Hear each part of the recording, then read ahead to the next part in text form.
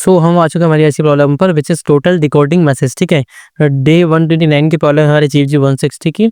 तो यहाँ पे सिंपली हम देख सकते हैं कि हमारे जो एबीसीडी है उसको कैसे कोडेड किया हुआ है। ठीक है, ए मतलब 1 होता है, बी मतलब 2 होता है। ये तो मतलब ऐसे बेसिक लॉजिकली हम सोचें तो ये होता है, क्योंकि हम एप्टीट्यूड में भी यही सारी चीज़ें पढ़ चुके हैं। ठीक है, कि ए को बी मानना है, बी को 2 मानना है, ऐसा करके। ठीक है, ए को 1 बी को 2 ऐसा करके सिक्वेंशियली हमने देख रखा है। ठीक है, याद भी कर रखा हुआ है। एंड अब बात करते हैं यहाँ पे हिंट, मतलब अलग चीज़ क्या आ गई। अगर यहाँ पे 2 डिजिट आती है, ठीक है, सपोज ए आता है, ठीक है, जेड आता है। जैसे यहाँ पे देखो 2 डिजिट में क्या कर दिया, यहाँ पे देखो 1 और 2 ले लिया सपोज मैंने, तो यहाँ पे क्या हो गया हमारे पास में 1 और 2 का एल ले लिया। ठीक है, मतलब 2 डिजिट कैरेक्टर को भी, मतलब 2 डिजिट को भी यहाँ पे कैरेक्टर से असाइन कर ले, क्योंकि हमारे पास में 2 डिजिट में भी होता है, 26 तक होता है। ठीक है, 10 11 12 ऐसे करके 26 तक होता है। तो उसके अकॉर्डिंग भी यहाँ पे हमको चेक करना है। ठीक है, अब हम करेंगे कैसे इसको, तो हम इसे डीपी की तरह, मतलब डीपी का जो हमारा फॉर्मेट होता है उसके उसी को यूज़ करके हम इसको सॉल्व करेंगे। ठीक है, अब कैसे करेंगे देख लेते हैं। टॉपिक टेक वगैरह तो आप देख ही सकते हैं, डायनामिक प्रोग्रामिंग एंड एल्गोरिथम को दिया हुआ है। कॉम्प्लेक्सिटी ऑर्डर ऑफ एन में से हम सॉल्व करने वाले हैं। ठीक है, और राइट साइड पे कोऑर्डिनेटर पे आता है। सबसे पहले हमें देखो, सबसे पहली चीज़ क्या कर लेते हैं, पहले हम इसका साइज चेक कर लेते हैं। इंट एन इक्वल हमारा ये है डिजिट्स। ठीक है, डिजिट्स में मैं इसका साइज ले लूँगा। ओके, डिजिट्स डॉट साइज ले लूँगा मैं। ठीक है, अब इसका जो भी साइज़ होगा, अगर इसका साइज़ क्या होता है, अगर हमारा 0 होता है सपोज़। और सेकंड चीज़ ये क्या है हमारे पास में, जो डिजिट्स है उसका अगर पहला वाला एलिमेंट हमारा क्या होता है, इक्वल टू क्या होता है, 0 होता है सपोज़। ठीक है, तो अगर ये 0 होता है तो आपको यहाँ पे सिंपली रिटर्न क्या कर देना है, आपको यहाँ पे रिटर्न 0 कर देंगे हम। ठीक है, कि यहाँ पे पॉसिबल सॉल्यूशंस हमारे पास में नहीं है। ठीक है, ये एक बेस कंडीशन हो जाएगी हमारी। सपोज आप ऐसा मान के चलते हैं कि हमारी बेस कंडीशन हो गई। ठीक है, अब बेस कंडीशन होने के बाद में अब यहाँ पे हमें चेक क्या करना है, इसके बाद में देखो यहाँ पे ये तो हमने फिक्स कर दिया। उसके बाद में मैं क्या करता हूँ, एक वो ले लेता हूँ, हमारे पास में मोड ले लेता हूँ। ठीक है, हो सकता है कि 0 की वजह से बहुत ज़्यादा लंबा नंबर बन गया हो, ज़्यादा लॉन्ग नंबर हो, इसलिए हम उसको मोड बाय भी करके देख लेंगे। मोड बाय क्या करेंगे, 1e। ठीक है, 1e6 प्लस 7 कर लेता हूँ। ठीक है, 1e6 प्लस 10⁻6 प्लस 7 सपोज आप मान सकते हैं। 1e9 कर लेता हूँ यहाँ पर। ठीक है, एक काम करते हैं, क्योंकि हमारा जो लेंथ वगैरह है उसके अकॉर्डिंग यहाँ पे रख लेते हैं। अब उसके बाद में यहाँ पे एक वेक्टर क्रिएट कर लेता हूँ डीपी के लिए, वेक्टर इंट एंड हमारा डीपी रहेगा। डीपी किस साइज़ का रहेगा ये हमको पता है, n+1 साइज़ का रहेगा। कॉमा यहाँ पे हम 0 से इनिशियली वैल्यूज़ को असाइन कर देंगे। ठीक है, एंड हम यहाँ पे हमको बेस केस की बात करें तो यहाँ पे हमारे पास में डीपी ऑफ 0, मतलब 0 के लिए हमारे पास में क्या रहेगा, डीपी ऑफ 0 इक्वल 1 रहेगा, एक केस रहेगा।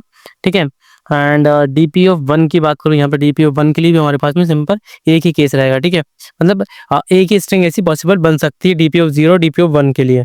मैंने के बाद में उसके बाद में यहाँ से डीपी की टेबल को भरना स्टार्ट करेंगे, आई इक्वल 2 से लेके स्टार्ट करेंगे। ठीक है, सो आई इक्वल 2 कर दिया मैंने, देन सेमीकोलन आई लेस देन इक्वल क्या हो जाएगा हमारा एन हो जाएगा, देन सेमीकोलन। ओके, यहाँ पे आई रहेगा, फिर आई प्लस प्लस कर देंगे सिंपली। ठीक है, आई प्लस प्लस कर दिया, उसके बाद में लूप के अंदर आ गया। मैं यहाँ पे क्या करूँगा, यहाँ पे मैंने डिजिट को चेक कर लूँगा। ठीक है, अगर हमारा जो डिजिट्स है, डिजिट्स ऑफ आई जो करंट में, सॉरी i-1 ले लेते हैं पहले।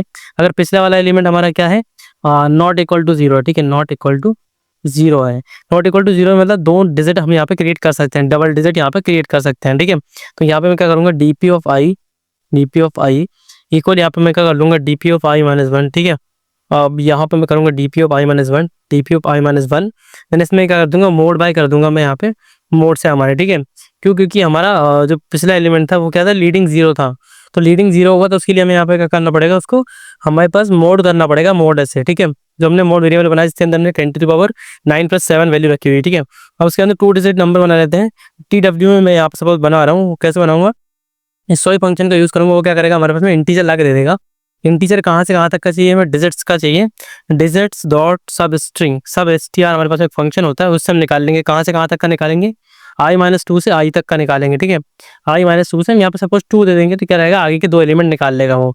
तो हमारे पास अब 2 डिजिट नंबर आ गया। यहाँ पे हम चेक क्या कर लेंगे कि हमारा जो 2 डिजिट नंबर है, अगर वो क्या है, ग्रेटर देन इक्वल हमारा 10 है, एंड वाली कंडीशन लगा लेते हैं। एंड जो हमारा TW लेस देन इक्वल 26 है। ठीक है, मतलब हमारे 10 से बड़ा होना चाहिए, यहाँ पे हमारे पास में 26 के बराबर होना चाहिए। ठीक है, अब उसके बाद में आप नीचे है, उसके बाद में क्या करेंगे, यहाँ पे डीपी ऑफ आई की बात करेंगे। देन डीपी ऑफ आई अब यहाँ पे हम अपडेट करेंगे। कैसे अपडेट करेंगे, यहाँ पे हमारा जो डीपी ऑफ आई है वो वैल्यू तो हमारे पास में आने वाली। ठीक है, प्लस कर लेंगे हम इसमें डीपी ऑफ i-2, पिछला वाला जो एलिमेंट था उसका। और उसके बाद इनको मोड कर देंगे किससे, हमारे मोड वाले वेरिएबल से। ठीक है, तो हम इस मोड को क्यों कर रहे हैं, मोड इसलिए कर रहे हैं कि हो सकता है लीडिंग 0 आ रहे हो। ठीक है, तो उनको रिमूव करने के लिए मोड वाले फंक्शन का यूज़ कर रहे हैं यहाँ पे, मतलब मोड वाले वेरिएबल का यूज़ कर रहे हैं।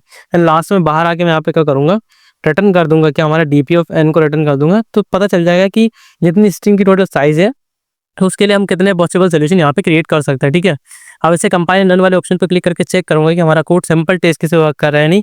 अगर कोई एरर आता है तो हम उसको भी रिजॉल्व करेंगे, ठीक है। रेडी फॉर इवैल्यूएशन एंड यहाँ पे हाँ ठीक है, एरर आ चुका है। एरर क्या है चेक कर लेते हैं हम। ओके, तो जो सब स्ट्रिंग वाला फंक्शन मैंने लिखा था उसकी स्पेलिंग गलत हो गई थी, ठीक है। आगे पीछे हो गया था बी एंड यू, तो उसको करेक्ट कर दिया मैंने। देन दोबारा रेडी फॉर इवैल्यूएशन के लिए सिंपल टेस्ट के लिए टेस्ट केस के लिए हमारा code and simple test case पे हमारा कोड सक्सेसफुली वर्क कर चुका है। सबमिट वाले ऑप्शन पे मैं क्लिक करूँगा एंड चेक करूँगा कि हमारा कोड जितने भी टेस्ट केस क्वेश्चन पर लगे हैं सबको पास कर पाता है क्या। यू कैन सी देखते इसने सबको सक्सेसफुली पास कर लिया है एंड टोटल 152 डेज की हमारी कंसिस्टेंसी हो चुकी है। So thanks for watching this video. We will meet in the next video and solve the next problem of GFG 160 day coding challenge. Thanks for watching.